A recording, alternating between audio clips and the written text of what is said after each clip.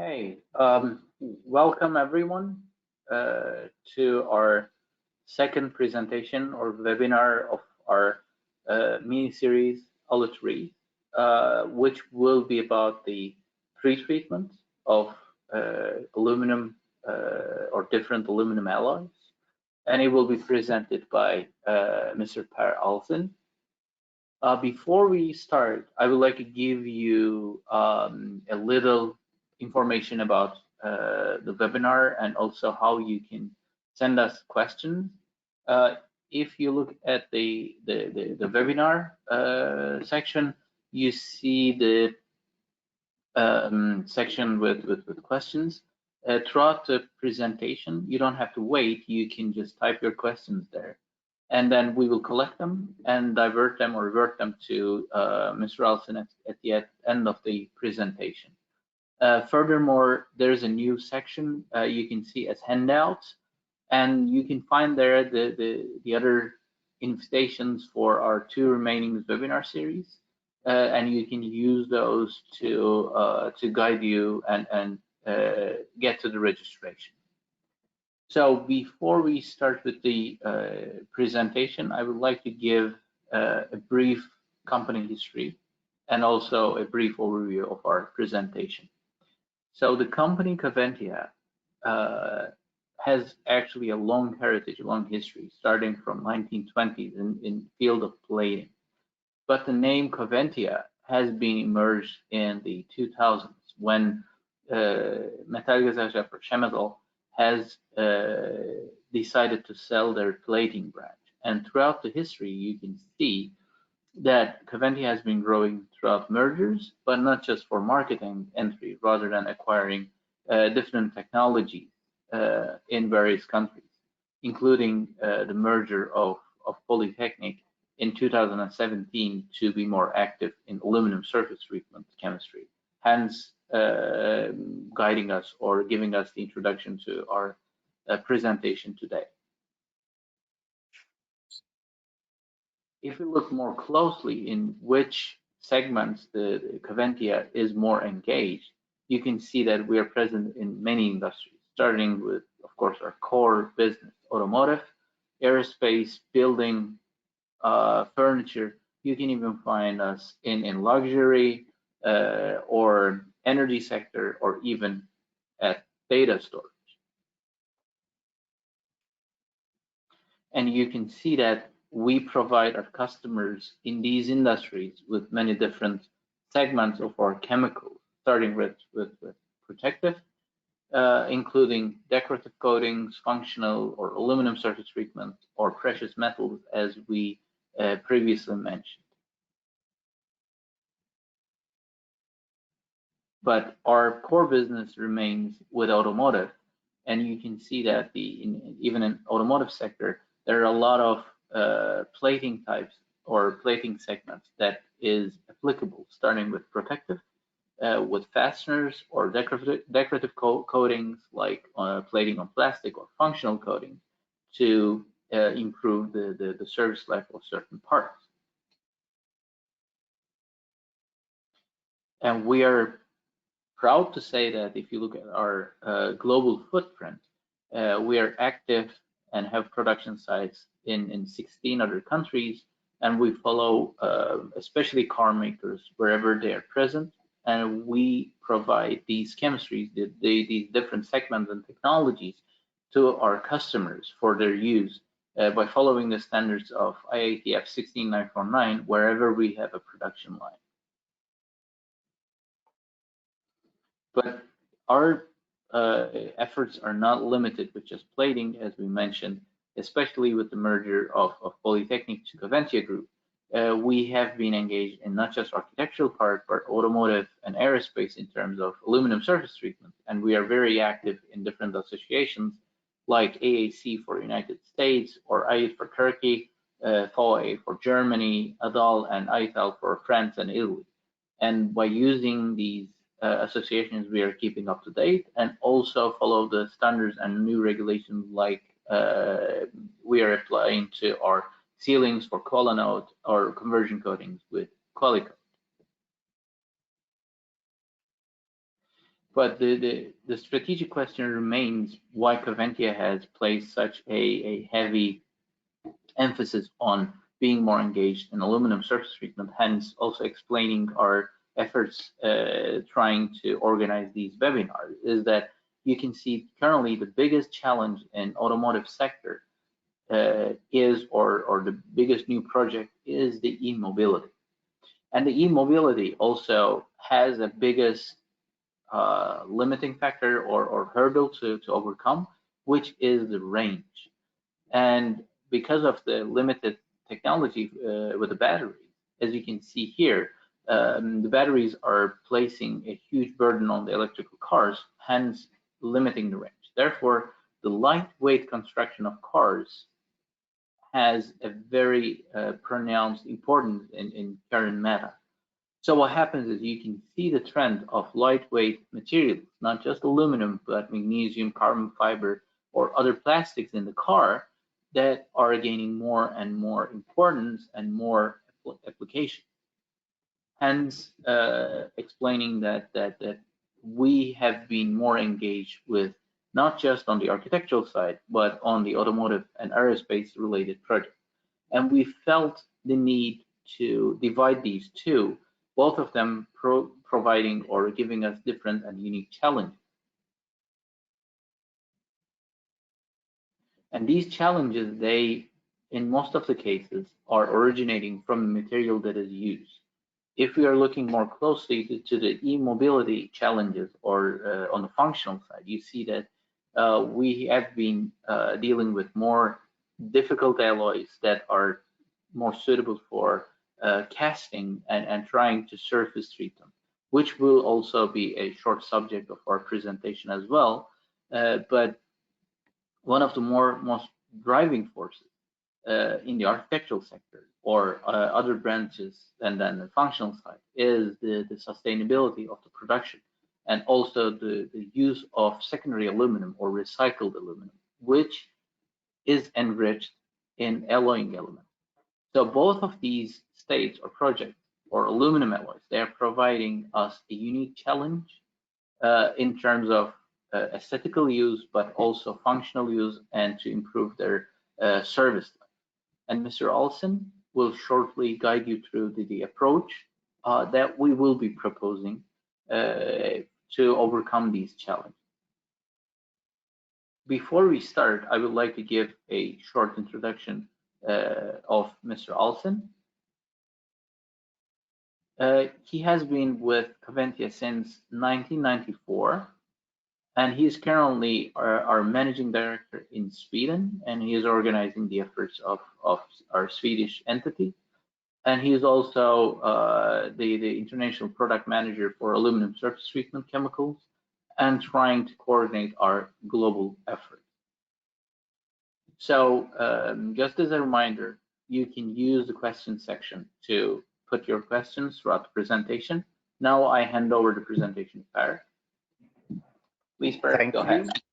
Thank you very much, John, for this nice introduction. And first of all, I'm very happy to be able to give this short presentation today. And I really hope that we are also able to visit you at some point in real life after this vaccine programs against this pandemic has been rolled out in the world, which is taking place now step by step.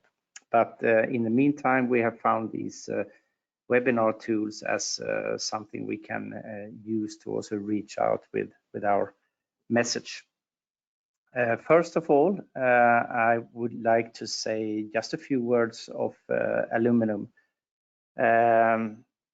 Aluminum is one of the most versatile and widely used metals used in the industry for several reasons. Some of them really obvious reasons, but it's really a strong metal despite its low weight. So that is one of the key reasons for why it's so popular and will probably become even more popular in weight reduction projects, especially in the automotive industry.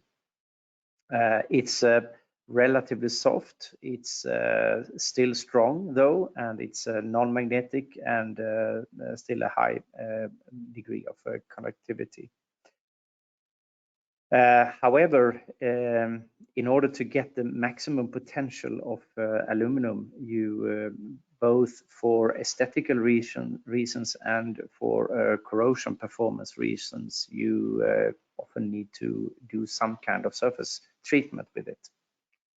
And the surface treatment, we typically divide it into two different main areas, where one of that being anodizing process, and the other one would be conversion coating process. And we as Coventya, we are providing specialty chemicals for all these areas, everything from alkaline degreasing to etching, brightening, dismutting, deoxidizing, anodizing additives, electrocoloring, inorganic or organic dyes, sealers, and also the conversion coatings in the end. Either that might be trivalent chromium based or non-chrome, which would then be titanium or titanium zirconium type of conversion coatings.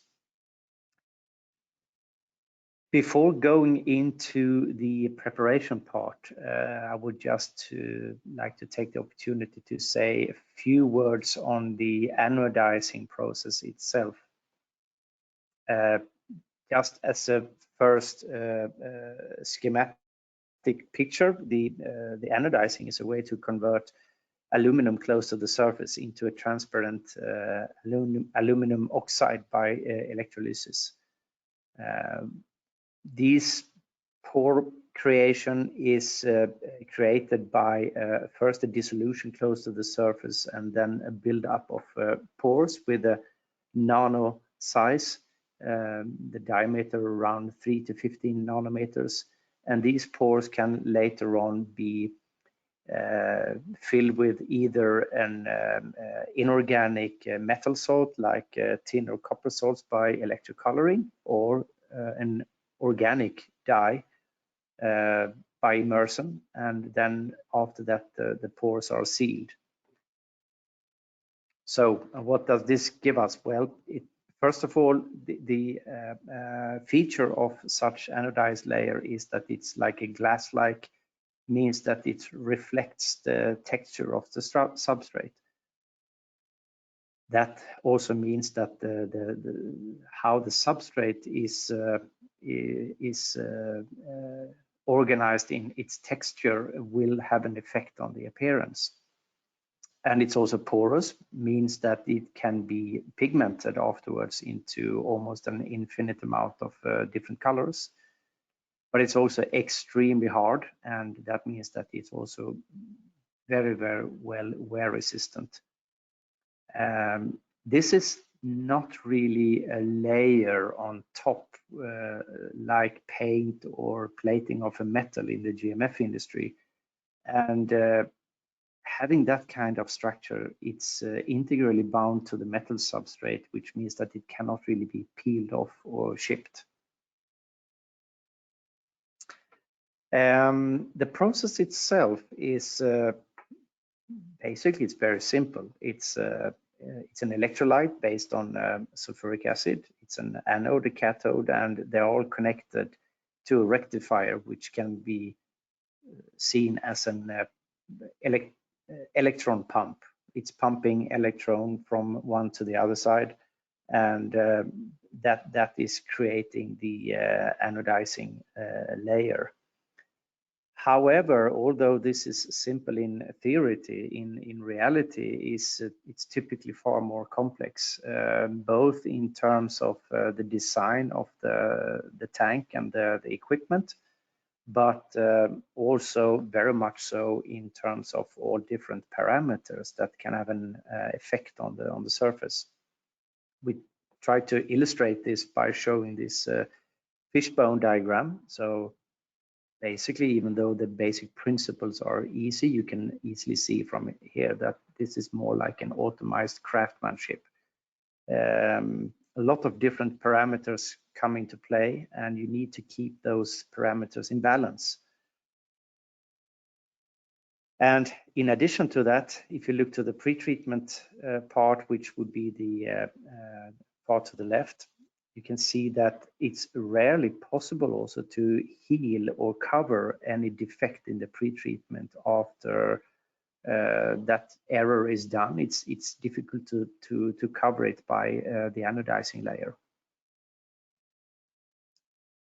So the balance of these different parameters, the craft, will allow us to have the best possible structure of the anodizing, the pore structure.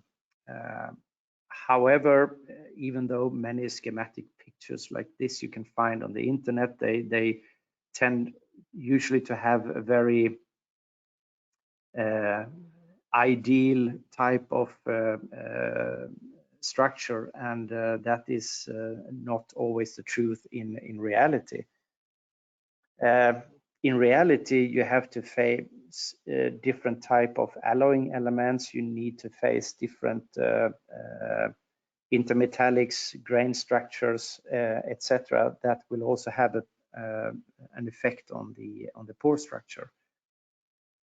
And to overcome such challenges, you also need to adapt your pre-treatment in the best possible way so that you're allowing the pore structure to be as ideal as possible. One example to that is, for example, this picture. If you look to the parts to the left, these parts have been anodized under the exact same conditions with the same coloring and the same coloring parameters and the same type of sealing. However, they look very different. The eye perceives a different color, and that is in this case only due to the difference in surface texture or structure, where the sample A has a gloss value of around 11.8 and the B sample has a gloss of 4.9. And that is a clear sign for how different the eye will perceive a color depending on different structure. I took another picture to illustrate it.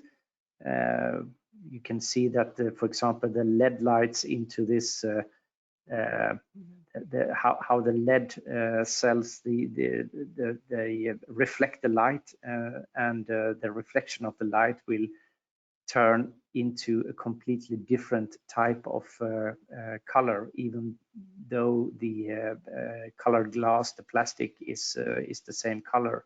Because of the different light, it will turn out differently.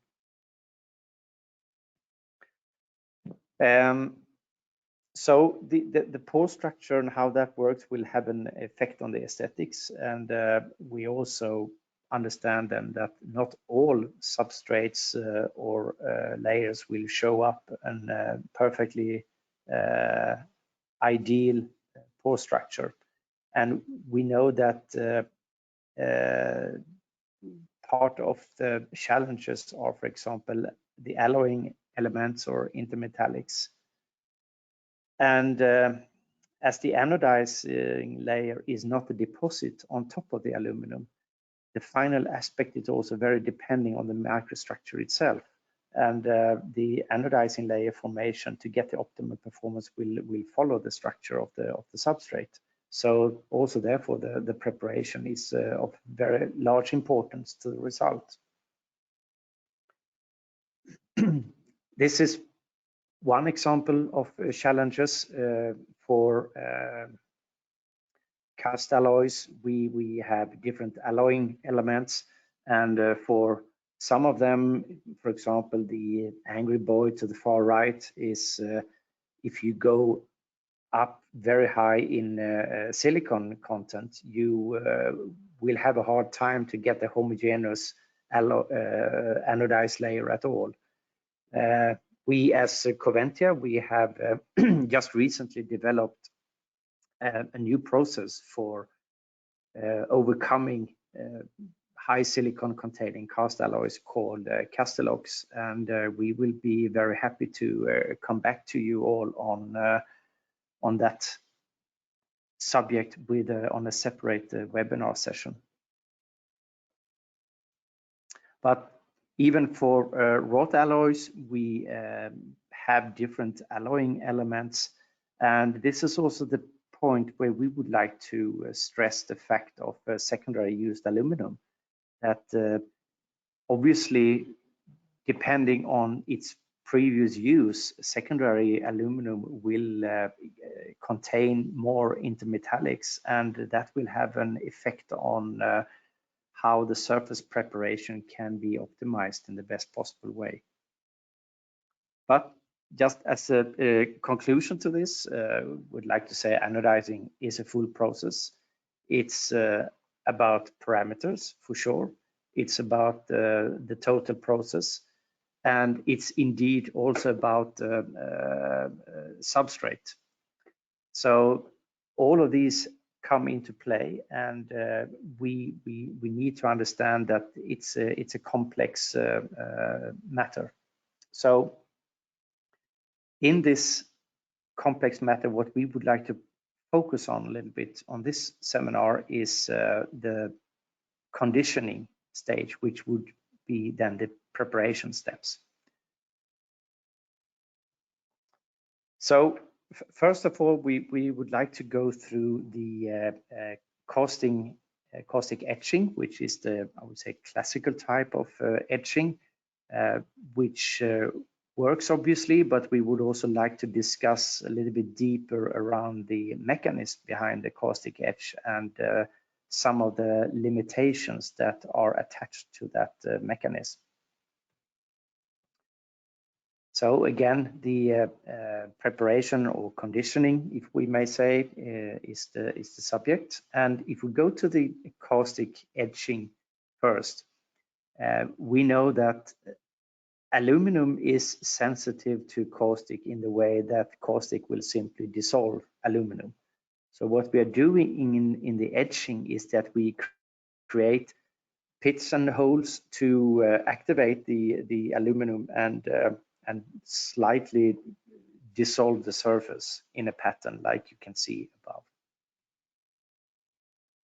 And to stay a little bit longer on the mechanism of etching, we made the following metaphor, where we go from what we call corrosion to the next step, which would be etching, and the next step would be polishing, and finally the dissolution. And our metaphor for that would be, for example, like a buffet table, where the corrosion would be one person going to the buffet and eating a lot, but he has only one preference. He likes one thing a lot, and that will create a hole, a pit, and that is what we would call a corrosion. Whereas etching would be some of the people eating their favorite food, which means that only the favorite food will be gone and the other will be left.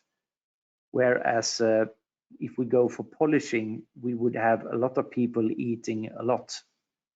Whereas the dissolution in the end, then probably the whole buffet table itself will also disappear and you will only have an empty floor. If you can keep this metaphor in your mind a little bit, we will come back to that as well. So for the etching, we need somebody to guard and protect a little bit. Otherwise, we will completely dissolve the aluminum. And in the case of the classical etching, it is the aluminum content that is representing the inhibiting effect in the etch. The lower the aluminum, the stronger the etch rate and the stronger the dissolution. And the higher amount of aluminum, you will have a more inhibiting effect on the etching. And at the same time, this graph is then timeless. What you will see is that with a lower amount of aluminum, you will not be able to reach low enough gloss values. Those will only be reached with a higher amount of aluminum. So what we want to have is a high amount of aluminum to reduce the etching rate and to reach lower gloss values. The I would say problem with that is that at the end of the day, we will have a solution that has a relatively high viscosity, and a high viscosity leads to high drag out, and a high amount of drag out leads to difficulty to keep the aluminum on a desired high level because you're simply dragging it out from the solution. And if you see this graph, there is a certain corridor between the red line and the blue line, which we would call the optimum range. Obviously, it's in reality, it's not really that narrow. You can obviously stay a little bit on the side, but the optimum corridor is quite narrow, and you need to keep this solution in balance. Doing that also with a high viscosity and a high drag out can lead to some operational challenges. Of course, this works. It has worked for decades, so in principle it works.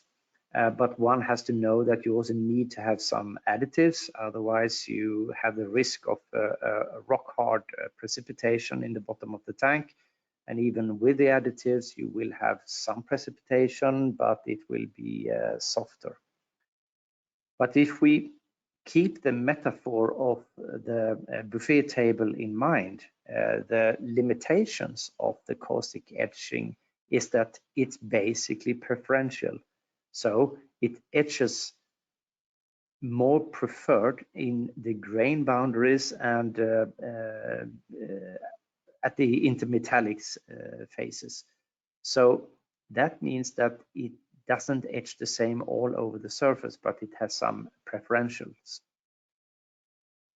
And to understand what effect that really means in reality is that this picture is to illustrate I would say grain alignment. It's a microscopic picture with under a specific light to create reflexes on the grain structure of the aluminum.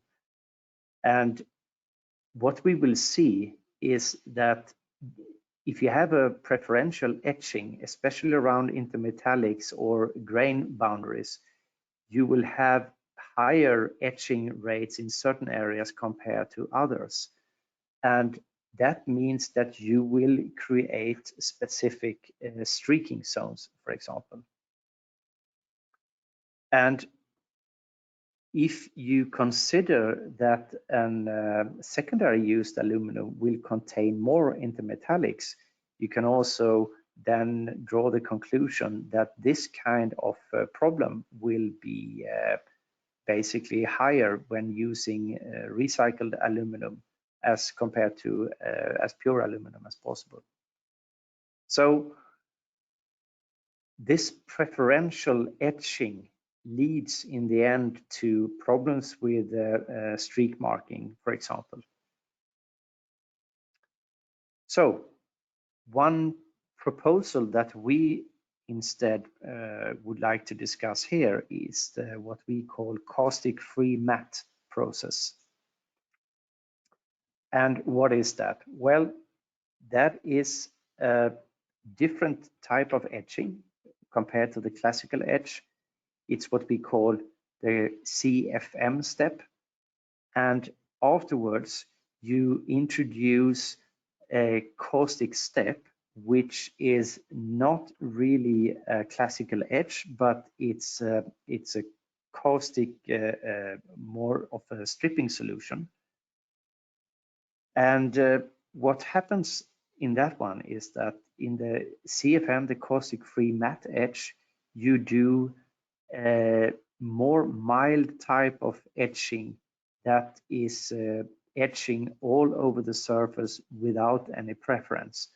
And if we again look to the metaphor we created some slides ago, if you still have that in your minds, the caustic-free matte step would be very well behaved guests to the buffet, which means that they eat everything, but they just eat a little bit. However, after that, you need to also introduce this caustic step, which is like a stripping solution, which means that it's far from the classical etch, means that it contains maybe from 30 up to maximum 80 grams per liter of aluminum, which means that it's not as viscous, which also in that turn means that it's much easier to keep under control. And that step is necessary to activate the surface after the caustic-free matte. And here are some pictures of this effect. You see to the left picture is the streaking zone area, and the right picture is the normal zone area. And as you can see from these pictures, the etching has been basically done in the exact same way in both these areas. So there is no preferential etching in the caustic-free matte. And when you after that expose it to the caustic step, which is a caustic cut or caustic strip, then even what we do is that you start to see the classical type of activation pattern after the caustic effect, but this is so light so that you don't, after this short time of 60 seconds, you don't see yet the preferential etching as you do with a long time classical caustic etch. What does this mean in reality? Well, we have some examples to show you. If you look at the picture to the far, I would like to maybe do like this. If you look to the pictures to the far left, you can see that you have a completely matte surface that has no streaking zones areas at all. And it's only 15 seconds of the caustic step, and you reach a loss value of 3.7.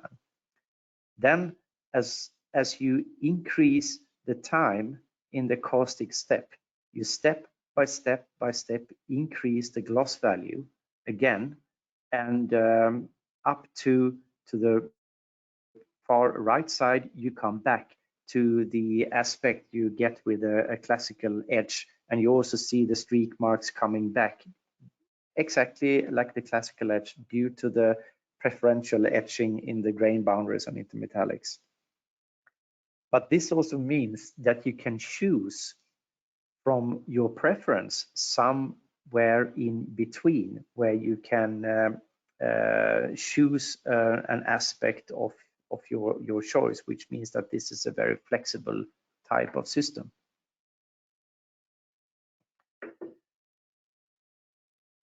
One, maybe, I think that this picture is actually partly the best one. One objective that has been made sometimes about the caustic-free matte etching is that can you really reach the same type of gloss value as you can do with the caustic etch? And the simple answer to that question is yes, you can do that, but you also can get rid of the streak marks. You see the streak marks in this area, whereas in the CFM process, you don't have them any longer, but you can come to the same gloss value due to the caustic step after the CFM process.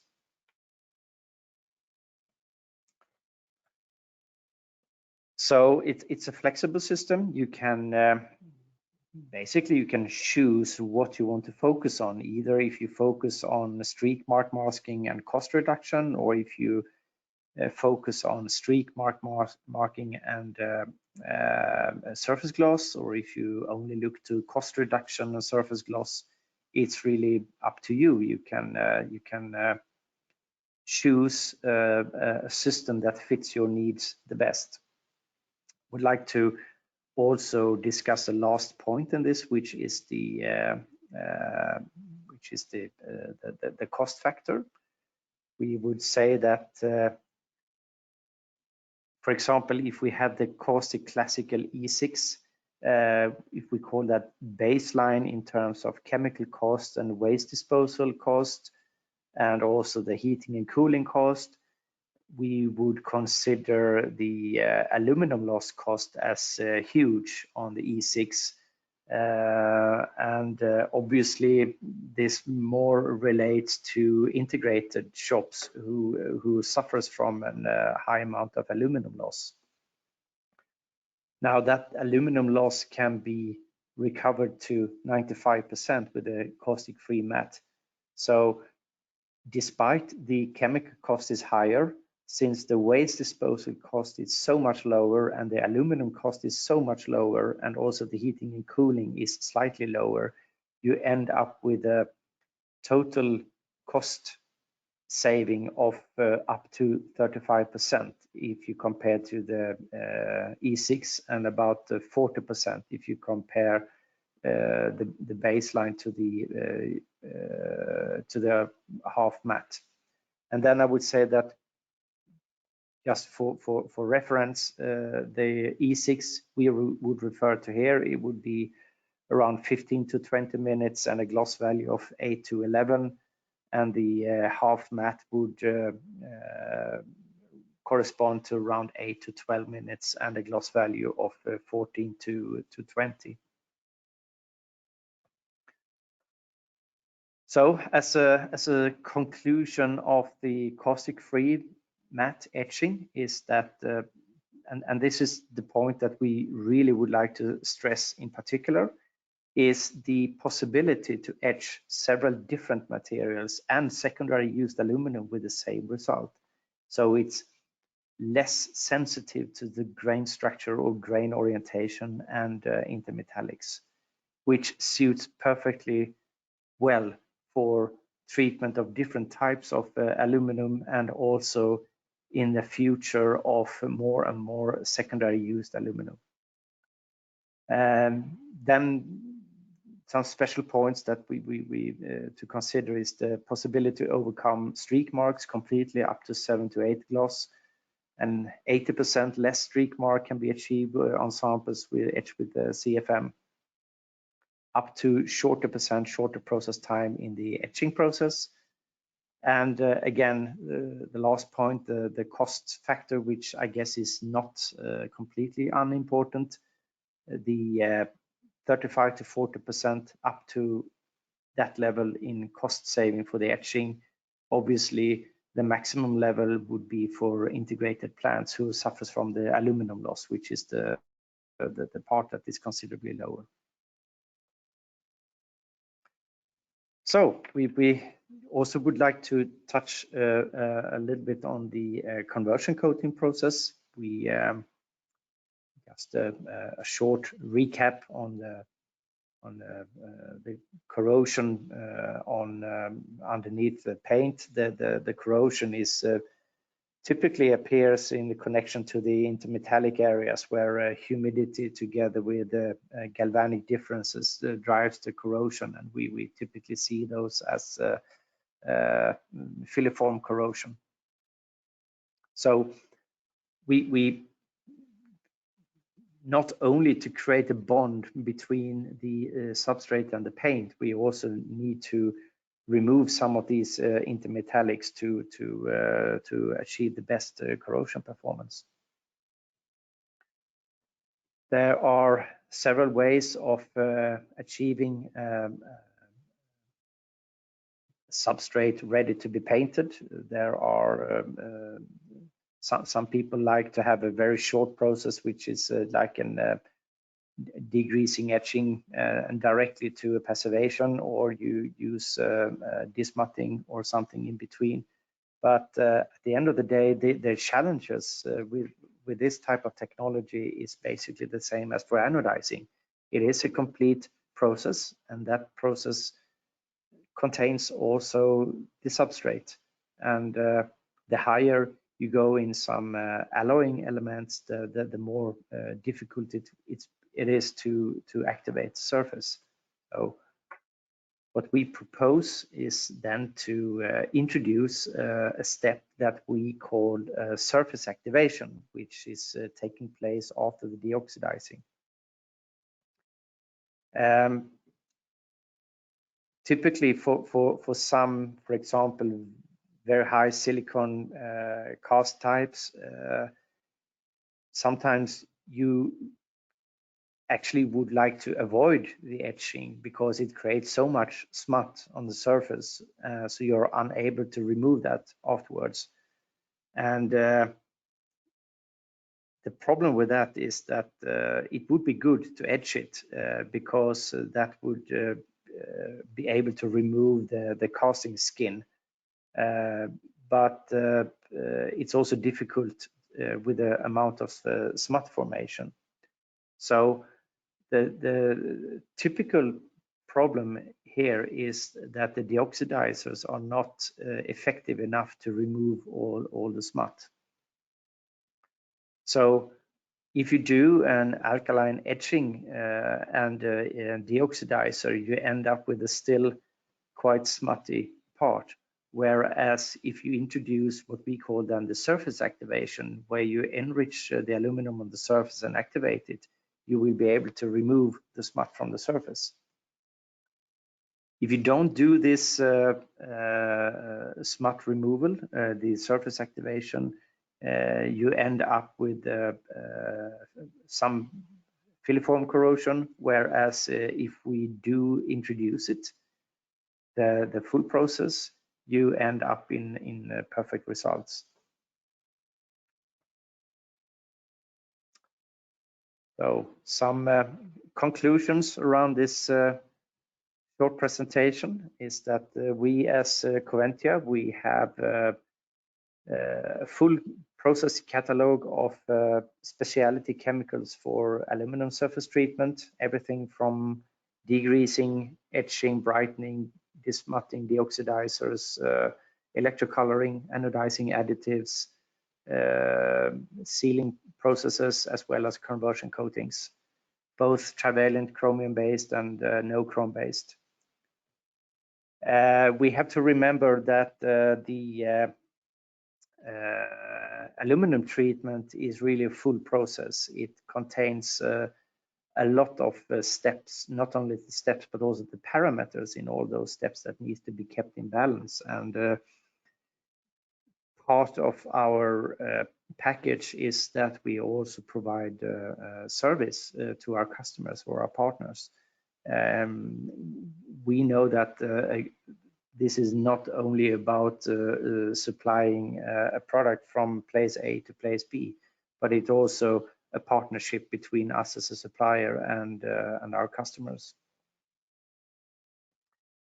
We have touched several different steps today, covering the complete process of the anodizing, focusing on the conditioning of the surface, to also discuss the conversion coating and also the CFM caustic-free matte process in the anodizing steps.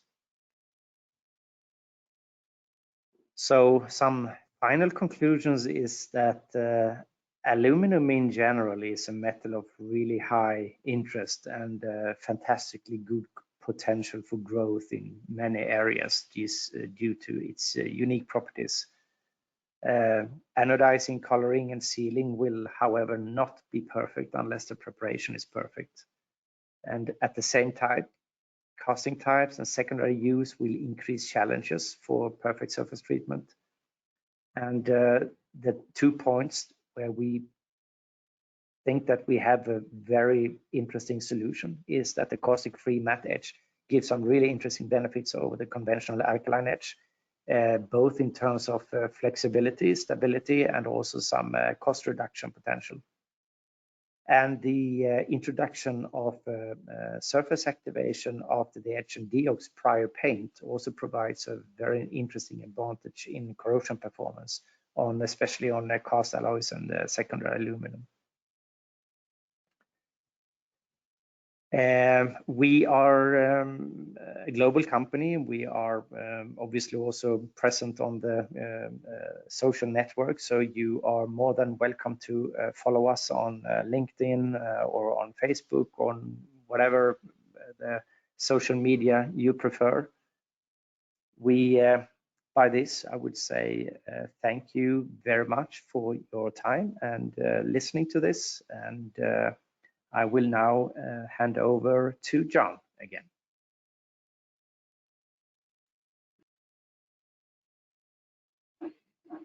Thank you, Per, for this excellent presentation. Nicely done. Although this has been your second session today. Well, I would like to remind you, if you need a presentation, please, you can send us an email also with some of the questions, because we have one too many, and there could be that some of the questions will not be answered, or you would have some additional questions. You can use our contact addresses and email us, and we will be sending you these presentations. So I have been organizing the questions throughout Per's presentation. So, and I have grouped them into like with the order with our webinar. So let us start with the caustic etch.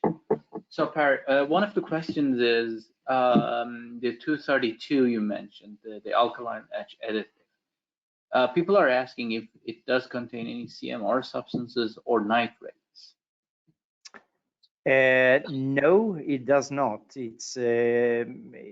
It's basically a package of organics which are not harmful, and they're also biodegradable. Mm-hmm.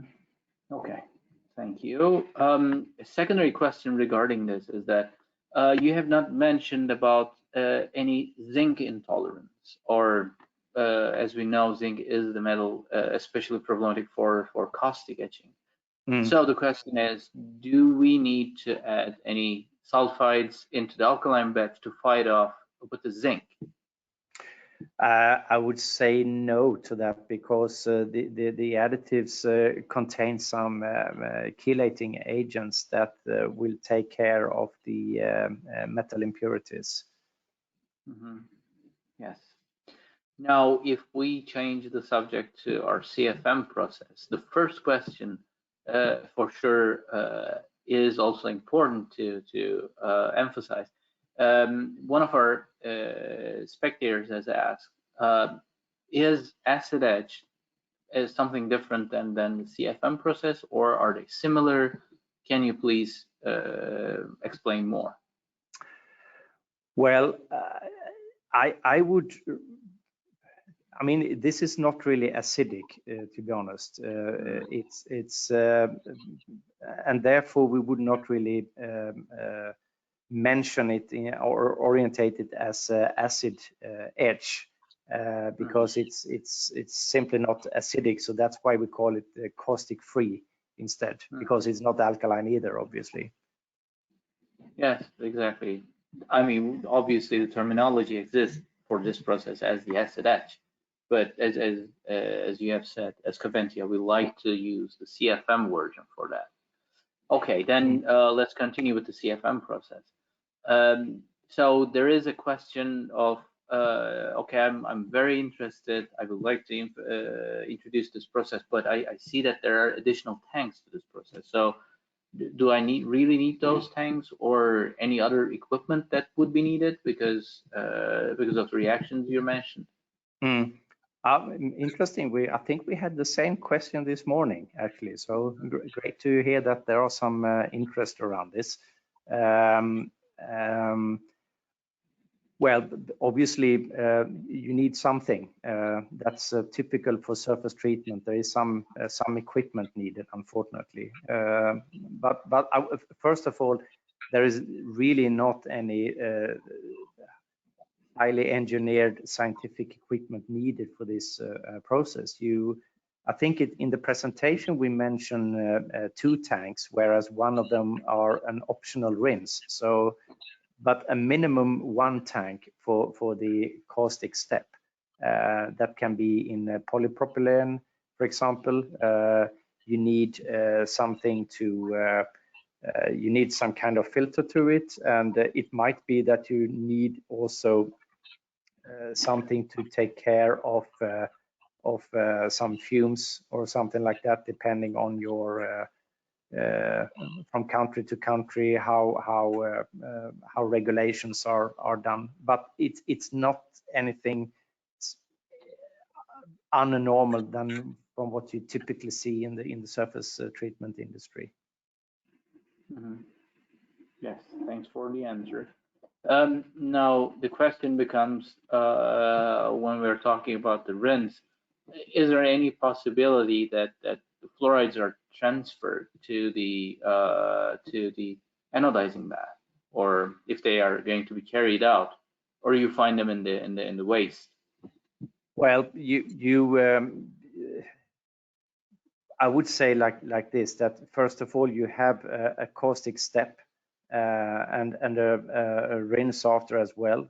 So the carryover of fluoride is not something we see as a risk. And I mean, this system has also been introduced on the market since more than 10 years. So we have a good track record and a good understanding of this type of system. Mm-hmm. Okay. So, and one thing that I think is also important to make emphasis on, one of the questions is, so is it really true that you can match the surfaces that you could get with caustic, and you can process multiple alloys with the same quality? Well, I would say that yes to that. I mean, that's the whole idea.